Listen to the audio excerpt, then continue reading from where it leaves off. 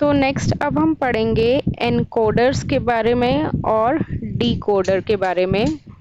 सबसे पहले तुम्हें पता होना चाहिए एनकोडर और डिकोडर होता क्या है। लाइक सपोज मैंने तुम्हें कुछ बताया, कोई इन्फॉर्मेशन दी, ठीक है। अब मैं तुम्हें चाहती हूँ कि वो इन्फॉर्मेशन तुम्हें आगे अपने एक दोस्त के पास करनी है। लाइक सपोज मैंने तुम्हें डिजिटल डिज़ाइन का एक क्वेश्चन बताना है और वो क्वेश्चन तुम आगे जाके अपने दोस्त को बताओगे, बट मैं नहीं चाहती कि वो क्वेश्चन तुम्हें पता लगे या फिर आगे जाके तुम किसी टीचर को बताओगे कि ये एक मैम ने बताया, वो क्वेश्चन पेपर में आएगा और वो टीचर को जाके बताना, पर मैं नहीं चाहती कि वो क्वेश्चन तुम्हें पता लगे, ठीक है। तो मैं उस जो मेरे पास डाटा है, जो मेरे को तुम्हारे थ्रू पहुंचाना है, तो मैं उसकी क्या कर दूंगी, उसको अपने कोड में कन्वर्ट कर दूंगी, अपनी कोडिंग लैंग्वेज में कन्वर्ट कर दूंगी या अपनी कुछ कोड लैंग्वेज बना दूंगी। उसको हम क्या बोलेंगे, एनकोडर। क्लियर? एनकोडर। तो मैंने एनकोडर कर दिया उस डेटा को, एनकोडिंग कर दी और तुम्हारे को दे दिया। फिर तुम जाके गए, तुम अपने टीचर के पास गए और तुम्हारे टीचर ने ले लिया, और फिर तुम्हारे टीचर को भी उसको लैंग्वेज चेंज करनी पड़ेगी क्योंकि उसके वो वाली लैंग्वेज तो समझ में नहीं आएगी। तो उस टीचर ने क्या कर दिया, उसे डीकोड कर दिया। होता है ना, जैसे टेररिस्ट देते हैं कि एनकोड कर दिया, कोडिंग कर दी और डीकोड कर दिया, कोड डीकोड करना है, उस टाइप से, ठीक है। तो ये होता है एनकोडर और ये होता है डिकोडर। सबसे पहले हम पढ़ेंगे डिकोडर के बारे में। डिकोडर में हमारे पास क्या होता है, बहुत सारे टाइप्स के डिकोडर होते हैं। इसमें हमारे पास क्या होता है, डिकोडर बेसिकली सबसे पहले क्या है, कॉम्बिनेशनल सर्किट है। याद है मैंने बताया था दो टाइप्स के सर्किट होते हैं, कॉम्बिनेशनल होता है, सिक्वेंशियल। कॉम्बिनेशनल सर्किट क्या होता है, जिसमें हम कुछ इनपुट देते हैं और उसके अक्रॉस हमारे पास कुछ आउटपुट आती है। अब इसकी आउटपुट फर्दर अगले वाले के इनपुट पे डिपेंड नहीं कर रही, राइट। तो ये क्या होता है, हमारे पास कॉम्बिनेशनल सर्किट होता है जो क्या करता है, बाइनरी इंफॉर्मेशन को कन्वर्ट करता है दूसरी उसमें, ठीक है। जैसे सपोज मेरे पास यहाँ पे नंबर ऑफ इनपुट्स कितने हैं, n हैं, और आउटपुट में हमारे पास नंबर ऑफ आउटपुट्स कितने आ जाएंगे, 2n। तो इसका अगर मैं एग्जांपल लूँ कि मैंने अगर दो इनपुट लिए हैं, एक इनपुट 1 हो गया और एक इनपुट 2 हो गया, तो आउटपुट कितना आएगा, 4 आएंगे, 2 अब ये बताओ कि अगर मैंने इनपुट 3 लिए हैं, इस फॉर्मूले के अकॉर्डिंग अगर इनपुट 3 है तो आउटपुट कितने आएंगे, 2 3 8, ठीक है। तो ये होता है हमारा, ये हमारा कौन सा डिकोडर हो गया, 2 4 का। ये हमारा कौन सा डिकोडर हो गया, 2 3 का, 3 8 का। क्लियर ये चीज, फर्स्ट थिंग। तो अब जो भी हमारी एनकोडिंग इन्फॉर्मेशन होगी वो हमारी n से रिप्रेजेंट करती है, और जो भी हमारा आउटपुट होगा वो 2n से रिप्रेजेंट करते हैं। जो 2n आउटपुट वैल्यू है वो हमेशा कैसे वेरी करती है, 0 से लेकर 2n-1। लाइक जैसे ये 4 है तो क्या होगा output, Q0, Q1, Q2, Q3, यही होगा, राइट। तो 0 से अगर हम स्टार्ट कर रहे हैं तो कहाँ से कहाँ तक वेरी कर रही है, 2n-1, तो 0 से 3 तक। अब इसी तरह बताओ, अगर ये 0 से स्टार्ट हो रही है तो एंड कहाँ पे होगी,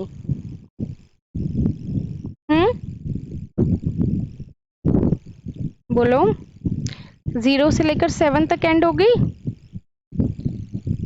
तो मैंने दो चीज़ें बताई हैं कि हमारे पास फॉर्मूला होता है n/2n, इसके अकॉर्डिंग ये इनपुट है, ये आउटपुट है, और जो भी आउटपुट है वो हमारी कैसे स्टार्ट होती है, 0 से लेकर 2n-1 तक की रेंज में जाती है।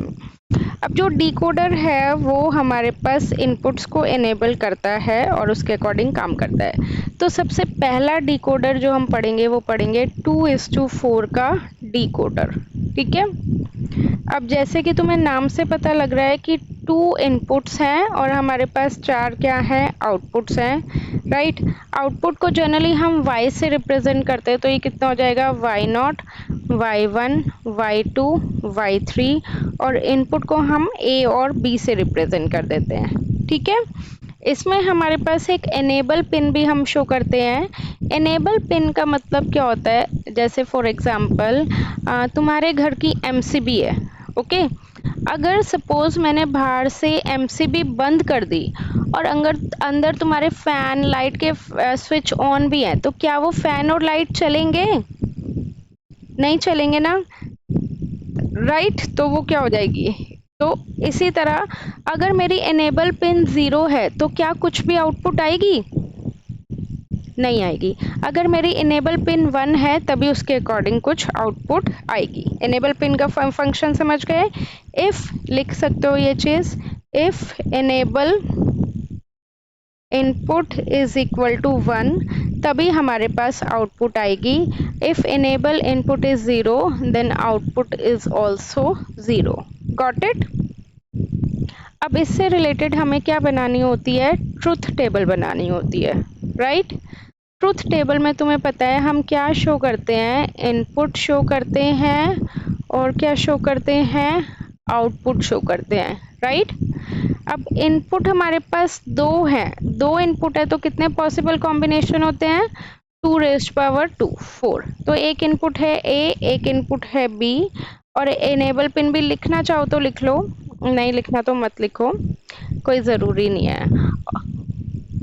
एनेबल पिन को अगर तुमने 0 कर दिया तो आउटपुट कुछ भी नहीं आएगी। एनेबल पिन 1 होगी तभी कुछ ना कुछ आउटपुट आएगी, हमेशा 1 होनी चाहिए।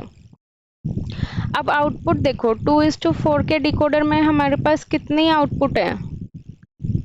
4 आउटपुट है, y0, y1, y2, y3। तो ये कितना हो गया हमारे पास? उल्टा शुरुआत करते हैं हम हमेशा, y0, y1, y2, y3, right. तो अब सबसे पहले अगर इनेबल पिन 0 है, ए की चाहे कुछ भी वैल्यू हो, बी की चाहे कुछ भी वैल्यू हो, आउटपुट हमेशा क्या आएगी? 0 आएगी। अब डोंट, ये क्रॉस क्या रिप्रेजेंट करता है? तुमने के मैप में भी पढ़ा था, ये क्या रिप्रेजेंट करता है? Don't care. डोंट केयर का मतलब होता है कुछ भी हो सकता है, ये 1 भी हो सकता है और 0 भी हो सकता है, हमें परवाह नहीं है, ठीक है। तो इनेबल पिन 0 है तो मैंने बताया कि कुछ भी तुम इनपुट दे लो तो आउटपुट कितनी आएगी? 0 ही आएगी। अब मैंने इनेबल पिन 1 कर दी। अब देखो, दो इनपुट है तो 4 पॉसिबल कॉम्बिनेशन है, वही 2 बार 0, 2 बार 1, 0 1, 0 1, करेक्ट। इनेबल पिन इनमें सब में मैंने 1 1 1 1 कर दी। अब हमारे पास उसके अकॉर्डिंग कुछ आउटपुट आएगी। अब 0 0 है तो यहाँ पे 1, y0 पे 1, ठीक है, क्योंकि नंबरिंग ऐसे होती है 0 1 2 3, राइट। अब यहाँ पे 1 के केस में 0 1 पे y1 पे आउटपुट आएगी, 1 0 के केस में y2 पे आउटपुट आएगी, 1 1 के केस में y3 पे आउटपुट आएगी। बाकी सब में क्या आएगा? 0 0 0 0 0 0 0, ठीक है। इस तरह से ये डायगनली चलता है। पहले केस में y0 पे, दूसरे केस में y1 पे, दूसरे केस में y2 पे और फोर्थ केस में y3 पे, ठीक है। क्लियर है? इसकी ट्रुथ टेबल।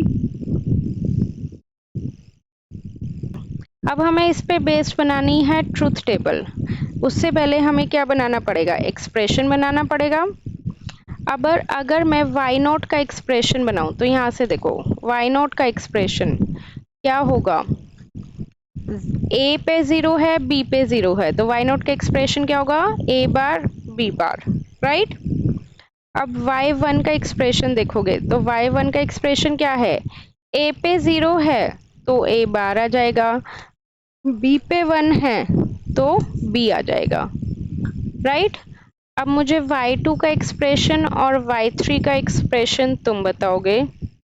y2 का एक्सप्रेशन क्या होगा हमारे पास? a b बार, और y3 का एक्सप्रेशन क्या होगा? a b। अब इसके बाद एक्सप्रेशन के बाद हमें क्या बनाने होते हैं? Logic gates. आते होंगे तुम्हें लॉजिक गेट्स। दो इनपुट है तो दो इनपुट बना लो, ए बी, और इसमें तुम्हें चारों आउटपुट शो करनी है। फर्स्ट है y0। y0 क्या है? a बार b बार, तो a के आगे नॉट लगा दोगे तो a बार बन गया, b के आगे नॉट लगा दोगे तो b बार बन गया, राइट। तो ये कितना हो जाएगा हमारे पास? दोनों का मल्टीप्लिकेशन है तो a bar b bar, y0 का एक्सप्रेशन। सिमिलरली y1 का एक्सप्रेशन क्या है, a बार b। तो a के आगे नोट, ये a बार यहाँ से ले लो, b यहाँ से ले लो, ये बन गया तुम्हारा a बार b। y2 का क्या है, a b बार, तो a यहाँ से बन गया और b का बार ले लो, ये बन गया तुम्हारा।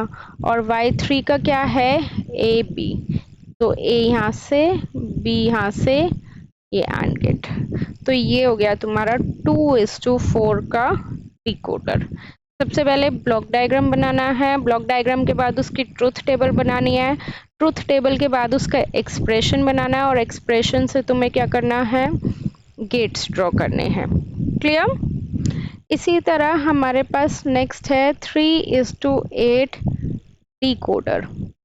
अब 3:8 है तो इनपुट कितनी होंगी, 3 इनपुट होंगी, ए बी सी। आउटपुट कितनी होंगी, 0 से लेकर 7 तक, तो y0, y1, y2, y3, y4, y5, y6, right. फिर सेम उसी पैटर्न पे हम ट्रुथ टेबल बनाएंगे। मैं फटाफट बना रही हूँ, A B C, y0, y1, y2, y3, y4, y5, y6, y7, right. तो ए बी सी 3 इनपुट है तो कितने पॉसिबल कॉम्बिनेशंस होते हैं, 8।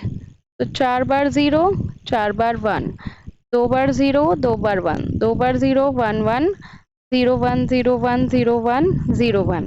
अब पहले केस में y0 पे आउटपुट आएगी, बाकी सब पे 0। सेकंड केस में y1 पे आउटपुट आएगी, बाकी सब पे 0। थर्ड केस में y2 पे आएगी, फिर y3 पे, फिर y4 पे, फिर y5 पे, फिर y6 पे, और लास्ट में y7 पे। और बाकी सब क्या आ जाएगा, 0 0। उन पे आउटपुट नहीं आएगी ना, अगर तुम्हारा ABC, वो कनेक्शन ऐसे ही होते हैं डिकोडर्स के। उसके बाद क्या बनाना है, एक्सप्रेशन। अब एक्सप्रेशन तो बना ही सकते हो, y0 का क्या आएगा, a bar, b bar, c bar, right. y1 का बताओ क्या आएगा,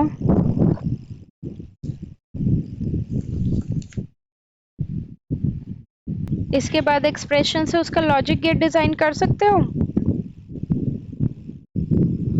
ठीक है। अब नेक्स्ट कैटेगरी का क्वेश्चन क्या आता है डिकोडर्स में, that is cascading decoder. Okay, cascading decoders का मतलब क्या है कि हमें 2 डिकोडर को कंबाइन करके एक सिंगल डिकोडर बनाना है। लाइक ये पेपर में कैसे क्वेश्चन दे देते हैं, design 4 to 16 line decoder using 2 to 4 line decoder, ठीक है। मतलब हमें क्या बनाना है, ये बनाना है और यूज क्या करना है, 2:4 का। तो सबसे पहले इम्प्लीमेंट करने के लिए 4 to 16 डिकोडर का हमें कितने चाहिए, ये वाले डिकोडर 5 डिकोडर चाहिए, ठीक है। देखो 4 मेरी 4 इनपुट होनी चाहिए, आउटपुट कितनी होनी चाहिए, बोलो आउटपुट कितनी होनी चाहिए, 16। मेरे पास क्या है, 4 का डिकोडर, जो 4 वाले डिकोडर को मैं 4 बार यूज करूंगी तो 16 हो जाएगा। अब मेरे को एक तो 4 डिकोडर तो चाहिए ही सीरीज में कि मुझे वो यूज करने ही करने हैं। अब इसमें भी मुझे कुछ इनपुट देनी पड़ेगी, तो कितनी इनपुट हो गई, उसके लिए मुझे एक एक्स्ट्रा डिकोडर यूज करना पड़ेगा कि जो मैं इसको इनपुट से कनेक्ट कर सकूं। तो टोटल कितने डिकोडर हो गए, 5 डिकोडर हो गए, 1 2 3 4। ये तो यहाँ से तो मुझे 16 आउटपुट चाहिए ही। अब मैं कुछ इनपुट दूंगी तो उसके लिए भी तो डिकोडर को कनेक्ट करना है, तो 5वां ये, ठीक है। तो अब मैं डिजाइन कर रही हूँ ऐसे ही, 1 2 3 4 और एक ये वाला, राइट। अब मुझे कितनी आउटपुट चाहिए, इसके अकॉर्डिंग 16 आउटपुट चाहिए, राइट। तो आउटपुट को हम y0 से डिनोट करते हैं, तो लिख लेते हैं y0, y1, y2, y3। Similarly y4, y5, y6, y7, right, y8, y9, y10, y11, y12, y up to कहाँ तक जाएगा ये y16 पे। तो ये कौन सा डिकोडर हमने यूज करा है, 2:4 का। इन्होंने क्या बोला हुआ है, कौन सा लाइन डिकोडर हमें यूज करना है, 2:4 का। यहाँ तक बोलो, कोई दिक्कत, पक्का। अब हमें दो इनपुट यूज करनी है, एक इनपुट तो इसकी आ जाएगी, आ जाएगी। लाइक सपोज ये हो गया y0, y1, y2, y3, एक एक इनपुट इसको दे दो, करेक्ट। अब हमें कितने इनपुट यहाँ पे हमें यूज करनी है, ये 2:4 का है, कितने इनपुट यूज करनी है, दो। एक ए मान लेते हैं, एक दूसरी इनपुट बी मान लेते हैं, ठीक है। अब मुझे यहाँ पे भी दूसरी इनपुट को इतनी देनी है, दो देनी है ना। अब y0 यहाँ पे हमारा कौन से पिन की तरह काम करेगा, इनेबल पिन की तरह। ये भी इनेबल पिन की तरह, ये भी इनेबल पिन की तरह, ये भी इनेबल पिन या तो सबसे ऊपर होता है या सबसे नीचे, मैंने सबसे ऊपर बना दिया, ओके। तो अब इनेबल पिन तो हमारा एज अ इनपुट काउंट होता नहीं है। अब मैं दो इनपुट इसमें और दे सकती हूँ, सी और D, C D, C D, C D, ठीक है, क्लियर। क्वेश्चन पे आते हैं, हमें क्या डिजाइन करना था, 4 to 16। देखो हमने कितने इनपुट दिए हैं, बताओ मुझे।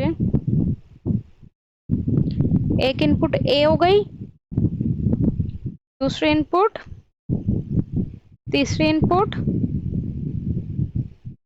सी, चौथी इनपुट डी।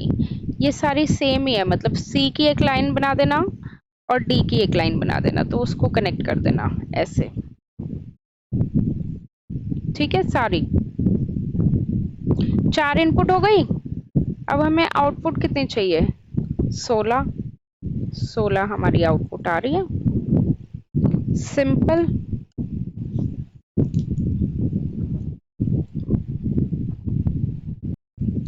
देखो इसमें हम कैसे सॉल्व करेंगे, इसमें 3:8 डिकोडर यूज करना है।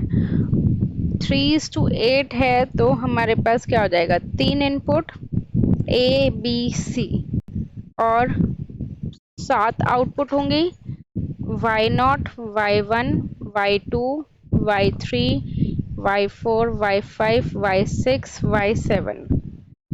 जो इन्होंने नंबर दिए हुए हैं 1, 3, 5, 7, ठीक है।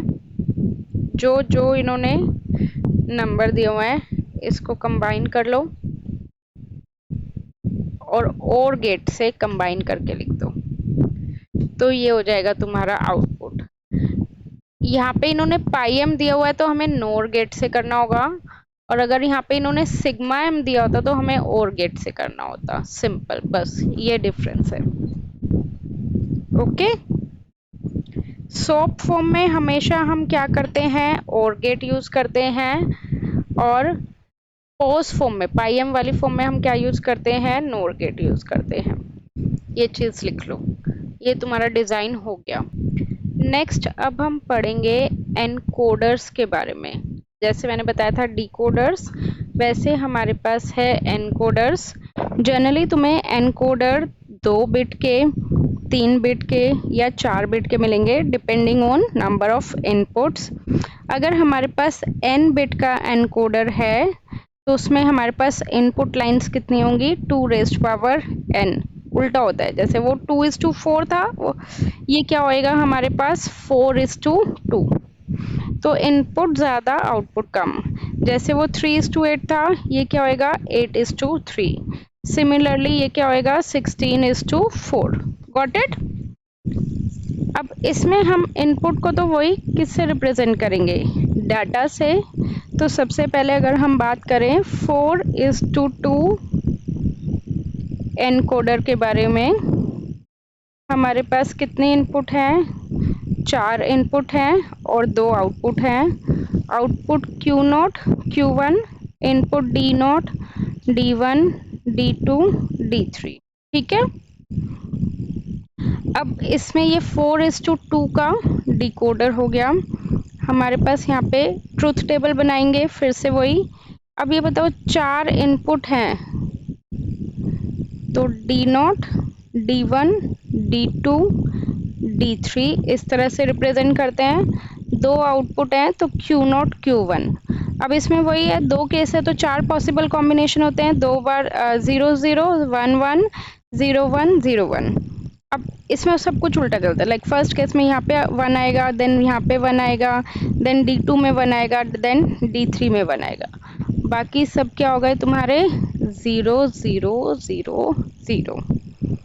फिर उसके बाद इसका एक्सप्रेशन Q1 का एक्सप्रेशन कितना होगा बोलो। इसमें देखो क्या बोला हुआ है, bank vault has 3 locks with key for each lock. Key A is on by the bank manager. 3 चाबी हैं ए बी सी। ए वाली चाबी बैंक मैनेजर के पास है। Key B is own by senior bank, वो सीनियर के पास है, मैनेजर के पास नहीं है। की सी इज ट्रेनी, वो ट्रेनी के पास है। ठीक है, ये मैनेजर के पास है।